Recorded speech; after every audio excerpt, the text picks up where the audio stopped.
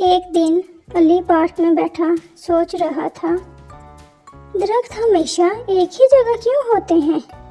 अगर ये चलने लगे तो?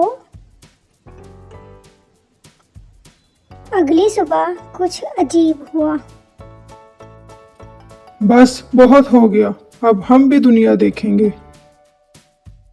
पार्क बोरिंग हो गया, अब हम भी पार्टी पर जा रहे हैं। शहर में हलचल मच गई। दरख्त सड़कों पर आ गए और गमले बच्चों के साथ खेलने में मसरूफ हो गए। आम का दरख्त बच्चों के साथ साथ स्कूल जा पहुंचा। बच्चों, साया साथ लाए हो? शाम तक दरख्त थक गए। हमें पता चला अपनी जगह होना भी नेमत है। हर चीज की जगह अहम होती है, यहाँ तक कि खामोश दरख्त की भी।